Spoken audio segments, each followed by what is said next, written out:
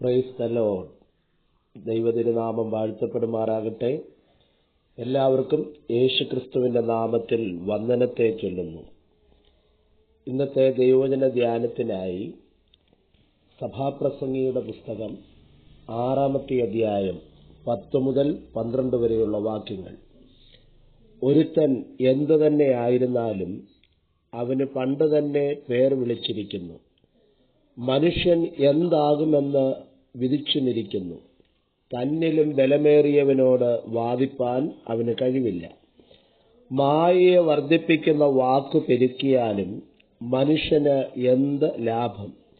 മനുഷ്യന്റെ ജീവിതകാലത്ത് അവൻ നിഴൽ പോലെ കഴിച്ചുകൂട്ടുന്ന വ്യർത്ഥമായുള്ള ആയുഷ്കാലത്തൊക്കെയും അവൻ എന്താകുന്നു നല്ലത് എന്ന് ആർക്കറിയാം? അവന്റെ ശേഷം സൂര്യന് കീഴെ എന്ത് സംഭവിക്കുമെന്ന് മനുഷ്യനോട് ആർ അറിയിക്കും? മനുഷ്യർ സാധാരണ ചോദിക്കുന്ന 5 ചോദ്യങ്ങളാണ് നാം ഇവിടെ വായിച്ചത്. ഇയ്യോബിന്റെ പുസ്തകത്തിലും ഇയ്യോബ് ചോദിക്കുന്ന അനേക ചോദ്യങ്ങളെ നമുക്ക് കാണാൻ കഴിയും. എന്നാൽ പല ചോദ്യങ്ങൾക്കും ഉത്തരം വ്യക്തമാകുന്നില്ല. ഉത്തരം വ്യക്തമാകാത്ത ആ സമയമാണ് നമുക്ക് ദൈവത്തിന്റെ വലിപ്പം മനസ്സിലാക്കാൻ കഴിയുന്നതും അപ്പോൾ കൂടുതലായിട്ട് ദൈവത്തെ ആശ്രയിപ്പാനും അംഗീകരിപ്പാനും നമുക്ക് ഇടയാകുന്നത്. ഇവിടെ ശലോമോൻ ചോദിക്കുന്ന 5 ചോദ്യങ്ങളാണ് ഈ 6-ാമത്തെ അധ്യായം 10 മുതൽ 12 വരെയുള്ള വാക്യത്തിന്റെ അകത്ത് നാം കാണുന്നത്.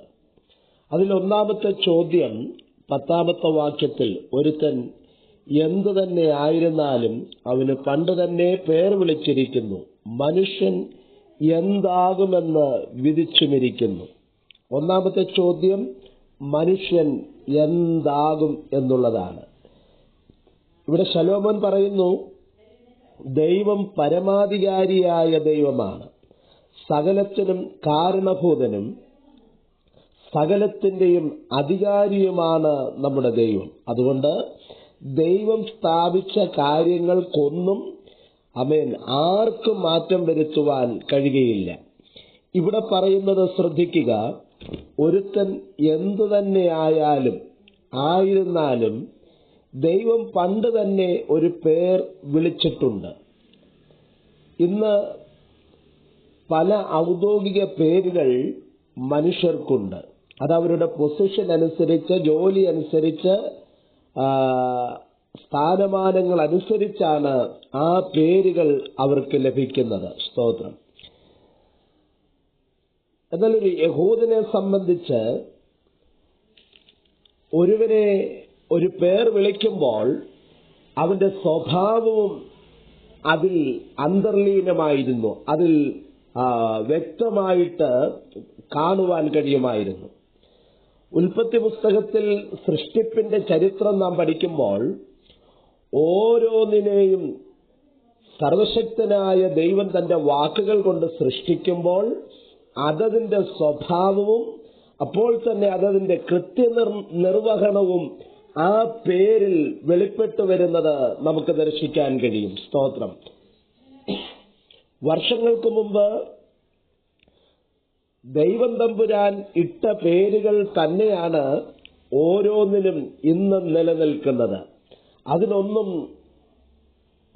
ആർക്കും മാറ്റം വരുത്തുവാൻ കഴിഞ്ഞിട്ടില്ല.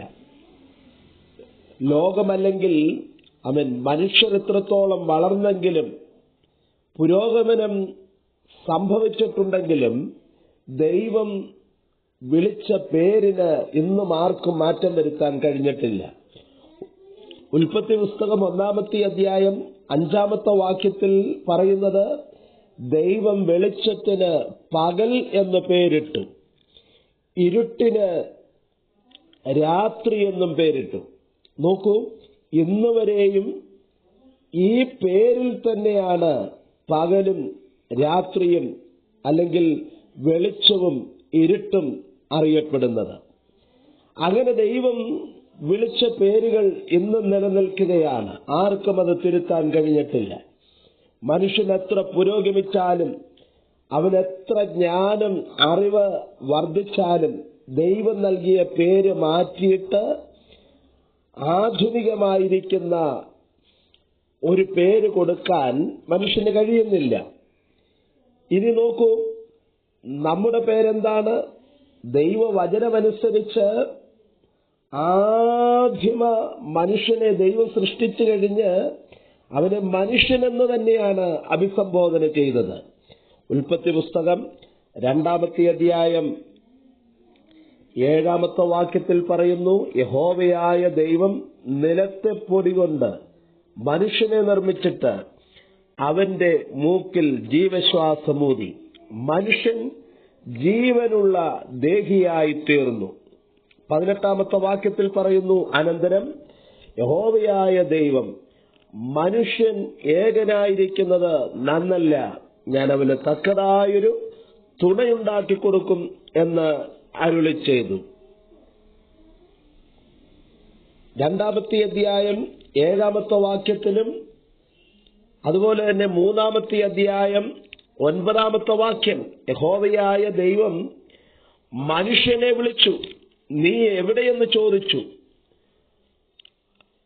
12-ാമത്തെ വാക്യത്തിൽ, അതിന് മനുഷ്യൻ, എന്നോടുകൂടെ ഇരിപ്പാൻ നീ തന്നിട്ടുള്ള സ്ത്രീ വൃക്ഷഫലം തന്നു, ഞാൻ തിന്നുകയും ചെയ്തു. എന്നാൽ 5-ാമത്തെ അധ്യായത്തിൽ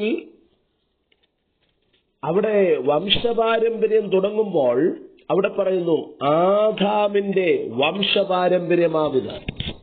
ദൈവം മനുഷ്യനെ സൃഷ്ടിച്ചപ്പോൾ ദൈവത്തിന്റെ സാദൃശ്യത്തിൽ അവനെ ഉണ്ടാക്കി, ആണും പെണ്ണുമായി അവരെ സൃഷ്ടിച്ചു.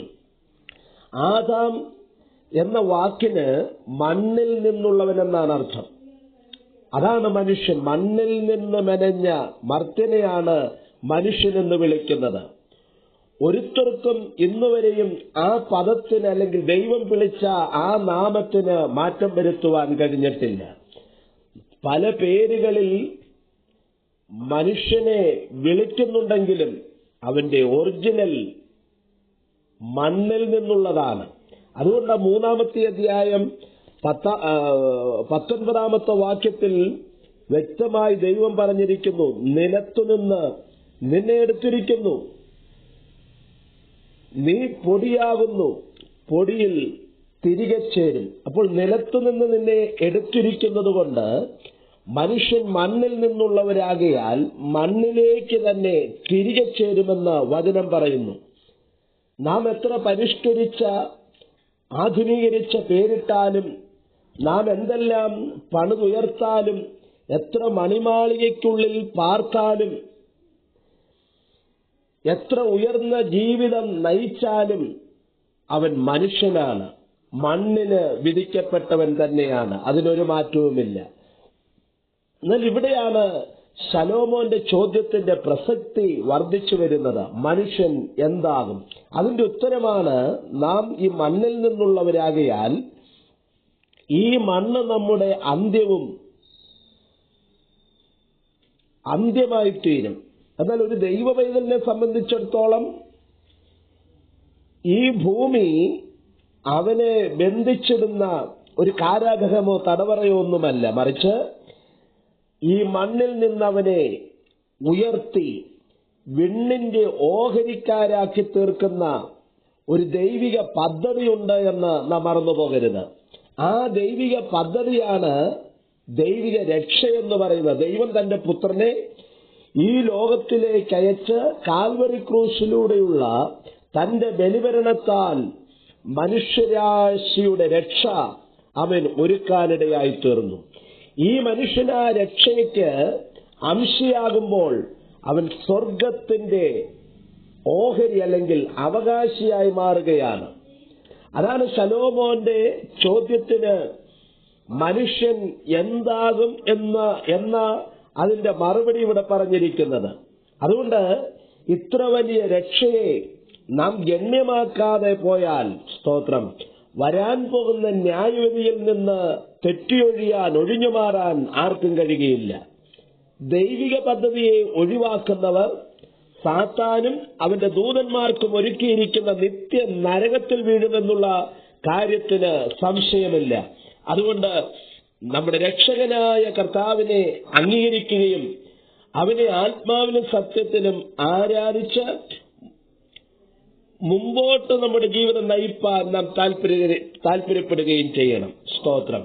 അതിനുവേണ്ടി നാം കർത്താവിനോട് ദിവസം തോറും പ്രാർത്ഥിക്കുകയും ദൈവസന്നിധിയിൽ യാചിക്കുകയും ചെയ്യണം. ശലോമോന്റെ രണ്ടാമത്തെ ചോദ്യം 6-ാമത്തെ അധ്യായം 10-ാമത്തെ വാക്യത്തിന്റെ ഒടുവിൽ പറയുന്നു, തന്നിലും ബലമേറിയവനോട് വാദിപ്പാൻ അവന് കഴിയുകയില്ല. നമുക്ക് ദൈവത്തോട് വാദിപ്പാൻ കഴിയുമോ? ഇതാണ് രണ്ടാമത്തെ ചോദ്യം. മനുഷ്യൻ ഒരിക്കലും തന്നിലും ബലമേറിയവനോട് വാദിപ്പാൻ കഴിയുകയില്ല. കാരണം ബലഹീനനായ മനുഷ്യൻ അവൻ അതിൽ പരാജയപ്പെടാൻ സാധ്യതയുണ്ട്. ദൈവത്തിന്റെ പ്രമാണങ്ങളോടും വഴികളോടും എതിർപ്പാനും വാദിക്കാനും മനുഷ്യന് കഴിയുകയില്ല. യോബിന്റെ പുസ്തകം നാം പഠിക്കുമ്പോൾ യോബിന്റെ കഷ്ടതയുടെയും തകർച്ചയുടെയും നടുവിൽ ദൈവഭക്തിയോടെ നിഷ്കളങ്കതയോടെ ജീവിച്ച സാക്ഷ്യമുള്ള യോബ് സർവശക്തനായ ദൈവത്തോട് വാദിക്കാൻ ശ്രമിക്കുന്നത് നമുക്ക് കാണാൻ കഴിയും. എന്നാൽ 40-ാമത്തെ അധ്യായം 2-ാമത്തെ വാക്യത്തിൽ പറയുന്നു, ആക്ഷേപകൻ സർവശക്തനോട് വാദിക്കുമോ? ദൈവത്തോട് തർക്കിക്കുന്നവൻ ഇതിനുത്തരം പറയട്ടെ. തന്റെ ദോഷം മനസ്സിലാക്കി യോബ് ദൈവശബ്ദം കേട്ടിട്ട് ദൈവത്തോട് പറയുക 4-ാമത്തെ വാക്യത്തിൽ, ഞാൻ നിസ്സാരനല്ലോ, ഞാൻ നിന്നോട് എന്തുത്തരം പറയേണ്ടു? ഞാൻ കൈകൊണ്ട് എന്റെ വായ് പൊത്തിക്കൊള്ളുന്നു. ആമേൻ.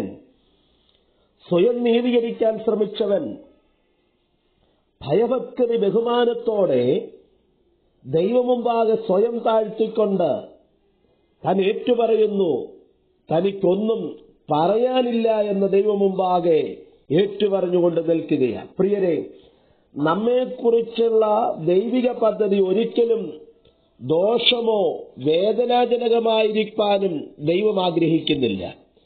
നാം നമ്മെക്കുറിച്ച് വിചാരപ്പെടുന്നതിലും അധികമായി നമ്മെക്കുറിച്ച് വിചാരപ്പെടുകയും കരുതുകയും ചെയ്യുന്ന ഒരു ദൈവത്തെയാണ് നാം ആരാധിക്കുന്നത്. ആ ദൈവിക വിചാരങ്ങളോട് നാം ഇഴുകിച്ചേർന്നാൽ, ആ വിചാരങ്ങളിലൂടെ നാം സഞ്ചരിച്ചാൽ നിശ്ചയമായും നമ്മുടെ ജീവിതയാത്രയിൽ നാം ഇടറിപ്പോകുവാൻ ദൈവം അനുവദിക്കുകയില്ല. Praise the lord. 3-ാമത്തെ ശലോമോന്റെ ചോദ്യം 6-ാമത്തെ അധ്യായം 11-ാമത്തെ വാക്യത്തിൽ കാണുന്നു, മായയെ വർദ്ധിപ്പിക്കുന്ന വാക്ക് പെരുക്കിയാലും മനുഷ്യന് എന്ത് ലാഭം? 3-ാമത്തെ ചോദ്യം, മനുഷ്യന്റെ വാക്കുകൾ കൊണ്ട് എന്താണ് പ്രയോജനം? മനുഷ്യന്റെ വാക്കുകൾ പെരുകുമ്പോൾ അതിൽ അത്ഭുതമൊന്നും നടക്കാൻ സാധ്യതകളില്ല. ഇവിടെ പറയുന്നു, ഒടുവിൽ അത് മായയാണെന്നാണ് ശലോമോൻ പറയുന്നത്. വാക്കുകളുടെ പെരുപ്പം, വാക്കുകൾ പെരുകി വരുമ്പോൾ ആമേൻ, അതിൽ അത്ഭുതമൊന്നുമില്ല, അത് മായയ. മാത്രമല്ല, കൂടുതൽ സംശയങ്ങൾ മനുഷ്യനിൽ ഉളവായി വരാൻ സാധ്യതകളുണ്ട്. മാനുഷിക വാക്കുകളും ആശയങ്ങളും ഒന്നും നമ്മെ ഒരു വെളിച്ചത്തിലേക്ക് എത്തിക്കാൻ സാധ്യതകളില്ല. ഒരു നന്മ, ഒരു വിടുതൽ നമ്മിൽ വെളിപ്പെടുത്താൻ മാനുഷിക വാക്കുകൾക്കോ ആശയങ്ങൾക്കോ പണ്ഡിതന്മാരുടെ ജ്ഞാനത്തിന് ഒന്നും കഴിയുകയില്ല. അവ കൂടുതൽ നമ്മെ അന്ധകാരത്തിലേക്ക്, പ്രതികൂലങ്ങളിലേക്ക് നയിക്കും. എന്നാൽ ദൈവത്തിന്റെ വചനം, സ്തോത്രം, നമ്മെ യഥാർത്ഥ ജീവിതത്തിലേക്ക്, ദൈവിക ശുശ്രൂഷകൾ, ആമേൻ, ദൈവവചന ചിന്തകൾ നമ്മെ യാഥാർത്ഥ്യങ്ങളിലേക്ക് നടത്തുവാൻ ശക്തിയുള്ളതാണെന്ന്, ആമേൻ, നിത്യജീവൻ പകരുവാൻ, മുൻപിലുള്ള പ്രതികൂലങ്ങളെ തരണം ചെയ്യാനുള്ള ദൈവശക്തി ദൈവവചനത്തിൽ കൂടെ നമുക്ക് സമ്പാദിക്കാൻ കഴിയുമെന്നുള്ളത് നാം മറന്നു പോകരുത്. അപ്പൊ മാനുഷിക വാക്കുകളല്ല നമുക്ക് ആവശ്യം, ദൈവത്തിന്റെ ആലോചനകളും ദൈവവചന ചിന്തകളുമാണ്. അതുകൊണ്ടാണ് എബ്രായ ലേഖനം 4-ാമത്തെ അധ്യായം 12-ാമത്തെ വാക്യത്തിൽ ദൈവവചനത്തെ കുറിച്ച് പറയുന്നു. ദൈവത്തിന്റെ വചനം ജീവനും ചൈതന്യവുമുള്ളതായി ഇരുവായ്ത്തലയുള്ള ഏതു വാളിനെക്കാട്ടിലും മൂർച്ചയേറിയതും പ്രാണനെയും ആത്മാവിനെയും സന്ധിമജ്ജകളെയും വേർവിടുവിക്കും വരെ തുളച്ചു ചെല്ലുന്നതും ഹൃദയത്തിലെ ചിന്തനങ്ങളെയും ഭാവങ്ങളെയും വിവേചിക്കുന്നതും ആകുന്നു. Price the Lord. അപ്പൊ ദൈവവചനത്തിന്റെ ആ ശക്തി എന്ന് പറയുന്നത്, ആമേൻ, അത് ജീവനുള്ളതാണ്, ചൈതന്യമുള്ളതാണ്, ഇരുവായ്ത്തലയുള്ള ഏതു വാളിനെക്കാട്ടിലും മൂർച്ചയേറിയതാണ്. അപ്പൊ ദൈവവചനത്തിന്റെ മുൻപാകെ നാം സമർപ്പിക്കപ്പെടുമ്പോൾ, ദൈവിക ആലോചനയിൽ നാം കീഴ്പ്പെടുമ്പോൾ, മാനുഷിക വാക്കുകൾക്ക്, ആമേൻ, ജ്ഞാനത്തിന് ചെയ്യാൻ കഴിയാത്തത് വചനത്തിലൂടെ വിടുതൽ വ്യാപരിപ്പിക്കുവാൻ, വിടുതൽ നമുക്ക് കൈമാറുവാൻ കഴിയുമെന്നുള്ളത് നാം മറന്നു പോകരുത്. യോഹന്നാൻ എഴുതിയ സുവിശേഷം 15-ാമത്തെ അധ്യായം 3-ാമത്തെ വാക്യത്തിൽ പറയുന്നു, ഞാൻ നിങ്ങളോട് സംസാരിച്ച വചന നിമിത്തം നിങ്ങളിപ്പോൾ ശുദ്ധിയുള്ളവരാകുന്നു. അപ്പൊ വചനത്തിന്റെ ആ ക്രിയാത്മകമായ ഇടപെടലുകൾ നമ്മുടെ ജീവിതത്തിൽ വെളിപ്പെടുമ്പോൾ നാം പ്രതീക്ഷിക്കാത്ത മാറ്റങ്ങൾ നമ്മുടെ ജീവിതത്തിൽ നടക്കാനിടയായിത്തീരും. ദൈവവചനം കേട്ട് ഏറ്റെടുക്കുമ്പോൾ അത് പ്രവൃത്തിയായി നമ്മുടെ ജീവിതത്തിൽ വെളിപ്പെടുക തന്നെ ചെയ്യും. മാനുഷിക വാക്കുകൾ കൊണ്ട് ഒരു പ്രയോജനവുമില്ല എന്ന് ശലോമോൻ ഇവിടെ പറയുകയാണ്. രക്തത്താൽ ജയം. 4-ാമത്തെ തന്റെ ചോദ്യം, ശലോമോന്റെ ചോദ്യം 6-ാമത്തെ അധ്യായം 12-ാമത്തെ വാക്യത്തിൽ പറയുന്നു, അവൻ മനുഷ്യന്റെ ജീവിതകാലത്ത് അവൻ നിഴൽ പോലെ കഴിച്ചുകൂട്ടുന്ന വ്യർത്ഥമായുള്ള ആയുഷ്കാലത്തൊക്കെയും അവൻ എന്താകുന്നു നല്ലത് എന്ന് ആർക്കറിയാം? ഇവിടെ പറയുന്നു, മനുഷ്യന് നല്ലത് ഏതാണെന്ന് ആർക്കറിയാം? മനുഷ്യന് നല്ലത് ഏതാണെന്ന് അവനറിയില്ല. അവന്റെ നോട്ടത്തിൽ സകലതും അവന് നല്ലതായി തോന്നിയേക്കാം. ചിലപ്പോൾ ചില പ്രവൃത്തികളും സംസാരങ്ങളും അതുപോലെ ഇടപാടുകളും ഇടപെടലും തെരഞ്ഞെടുപ്പും ഒക്കെ കഴിഞ്ഞ ശേഷമാണ് മനുഷ്യന് മനസ്സിലാകുന്നത് തെരഞ്ഞെടുപ്പ് തെറ്റിപ്പോയി, ആമേൻ, അത് മോശമായി പോയി എന്നൊക്കെ. എന്നാൽ ദൈവികാലോചന കേൾക്കുകയും ഏറ്റെടുക്കുകയും ചെയ്യുന്നവർ, ഹല്ലേലൂയ, സ്തോത്രം, ഒരിക്കലും ഇടറിപ്പോവുകയില്ല. അതാണ് 1 യോഹന്നാൻ എഴുതിയ ലേഖനത്തിൽ 2:17 വായിക്കുന്നത്, ദൈവേഷ്ടം ചെയ്യുന്നവൻ എന്നേക്കും നിലനിൽക്കും. സ്തോത്രം. ദൈവേഷ്ടം ചെയ്യുന്നവൻ, മനുഷ്യന് ഏതാണ് നല്ലതെന്ന് അറിയത്തില്ല. എന്നാൽ ദൈവേഷ്ടത്തിൽ നാം ആശ്രയിച്ചു കഴിയുമ്പോൾ നല്ലതിനെ നമ്മുടെ മുൻപിൽ വെളിപ്പെടുത്തി തരാൻ അവൻ മതിയായ ദൈവമാണ്. തീയതിനെ ഒഴിച്ചു മാറ്റിയിട്ട് ശ്രേഷ്ഠമായതിനെ, മാന്യമായിട്ടുള്ളതിനെ, ആമേൻ, നമ്മുടെ മുൻപിൽ കൊണ്ടെത്തിപ്പാൻ ദൈവം മതിയായവനാ. സ്തോത്രം. 5-ാമത്തെ ചോദ്യം 12-ാമത്തെ വാക്യത്തിന്റെ ഒടുവിൽ പറയുന്നു, അവന്റെ ശേഷം സൂര്യന് കീഴെ എന്ത് സംഭവിക്കുമെന്ന് മനുഷ്യനോട് ആരറിയിക്കും? അപ്പോൾ അവന്റെ ശേഷം അടുത്ത നിമിഷം എന്ത് സംഭവിക്കുവാൻ പോകുന്നു എന്ന് ആർക്കറിയാം? 5-ാമത്തെ ചോദ്യമാണ്. അടുത്ത നിമിഷം അല്ലെങ്കിൽ നാളുകളിൽ, അടുത്ത ആഴ്ചകളിൽ എന്ത് സംഭവിക്കുമെന്ന് ആർക്കുമറിയില്ല. ദൈവമൊഴികെ ഇന്നത് സംഭവിക്കുമെന്ന്, ഇന്നിന്റെ കാര്യങ്ങൾ നടക്കുമെന്ന് ദൈവത്തിനല്ലാതെ പറയാൻ ആർക്കും കഴിയുകയില്ല. അനേകർ പറഞ്ഞത് കേട്ട് നാം വിശ്വസിച്ചു, പക്ഷേ ഇന്നും നടക്കാതെ അവ അവശേഷിച്ചിരിക്കുകയാണ്. എന്നാൽ ദൈവം എന്തെങ്കിലും കൽപ്പിച്ചിട്ടുണ്ടെങ്കിൽ അത് അതുപോലെ സംഭവിക്കുമെന്നുള്ളത് നാം മറന്നു പോകരുത്. അടുത്ത നിമിഷം എന്താ നമ്മുടെ ജീവിതത്തിൽ സംഭവിക്കാൻ പോകുന്നത്, നടക്കാൻ പോകുന്നത്, അത് ദൈവത്തിന്റെ ഹിതത്തിൽപ്പെട്ട കാര്യങ്ങളാണ്. സ്തോത്രം.